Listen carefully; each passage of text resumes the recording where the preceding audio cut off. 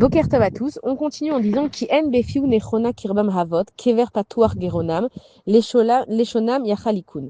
Ça veut dire car dans leur bouche il n'y a point de droiture, leur cœur ne rêve que ruine, leur gosier est un sépulcre béant, ils rendent doucereuse leur langue. Donc David Ameller il est en train de parler des ennemis, c'est qui les ennemis? C'est des personnes qui n'ont point de droiture dans leur bouche. Ça veut dire que ce qu'ils disent, tu peux pas avoir confiance. Ils vont te dire t'inquiète pas, je vais te faire peut-être le meilleur prix. Bon, évidemment, il y a les ennemis qu'on a de tous les jours, des gens qu'on a devant nous qui n'ont peut-être pas de, justement de droiture dans leur bouche. Et on parle même de nos ennemis de façon générale du Ham Israël.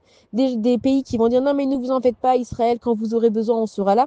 Et en fait, non, eux, ce qu'ils cherchent, comme il le dit dans la suite du Passouk, leur cœur ne rêve que ruine. Ça veut dire qu'ils te disent qu'ils vont t'aider, mais en vrai, ils vont se réjouir quand tu vas être ruiné. Et c'est ce qui s'est passé d'ailleurs au temps du Beth Amikdash. C'est que pendant qu'il y avait le Beth Amikdash, toutes les nations, elles avaient le droit de venir dans une partie du Beth Amikdash. Toutes les nations, elles venaient et elles regardaient le Beth Amikdash. Et elles admiraient le Beth Amikdash, elles admiraient la richesse du peuple juif, elles admiraient la chorma, l'intelligence du peuple juif, mais au fond de leur cœur, ils voulaient juste que Yerushalayim, elle tombe. Parce qu'ils étaient tellement jaloux de ne pas pouvoir avoir ce que le Ham Israël il a. C'est que tant que tu as, ils sont bien avec toi parce que bon, ils en profitent aussi. Mais quand tu n'as plus ce que cette richesse-là, leur cœur ne rêve que ruine. Ça veut dire qu'il y a des, malheureusement, et j'espère que on parle de personnes du Ham Israël, il y a des gens qui vont se réjouir de te voir tomber. Il y a une halakha comme ça aussi qui te dit que quand tu vois l'âne de ton ennemi qui est en train de ployer sous la charge, tu dois décharger cet âne-là.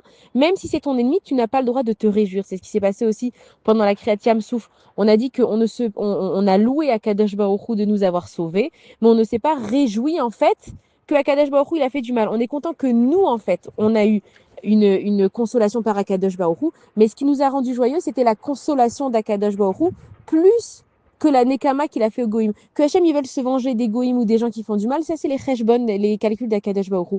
Mais nous, ce qu'on se réjouit, c'est que Akadosh Baruch Hu, pendant que eux, ils sont en train d'avoir des sombres desseins à notre égard et de se dire, voilà, par exemple, quand, allez, on ne sait pas si la guerre elle reprend et on s'en fout, c'est Hachem qui gère, de se dire oui, voilà, quand Eretz Israël il va être attaqué, on va pas l'aider. Mais politiquement, ils sont en train de dire oui, Israël a le droit de se défendre. C'est ça en fait l'ennemi d'Israël. C'est que devant toi, il te montre que oui, il est avec toi, mais sa bouche n'a pas de droiture.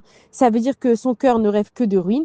Et leur gosier est un sépulcre béant, ils rendent doucereuse leur langue. Ça veut dire qu'ils ont un discours qui est doux, qui est agréable. Mais au fond, Akadosh Baruch Hu, ou Bochen Klayot Valev, Akadosh Baruch Hu, lui, il sait ce qu'il y a dans les cœurs de chacun, de chaque nation, de chaque président et de chaque individu. Akadosh Baruch Hu, il a exactement vu.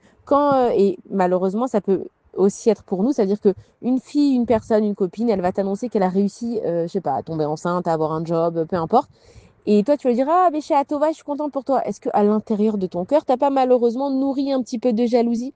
Et ça, c'est à toi de faire attention. C'est que même nous, on peut devenir l'adversaire, en fait, de notre ami. Pourquoi? Parce que si on ne sait pas travailler assez dessus, il va m'annoncer qu'il a eu un nouveau job. Je vais dire, ah, je suis contente pour toi. Est-ce que vraiment tu étais contente pour toi? Parce que toi aussi, finalement, t'as pas eu de job. Est-ce que tu arrives à te réjouir quand ton prochain, il a eu mieux que toi?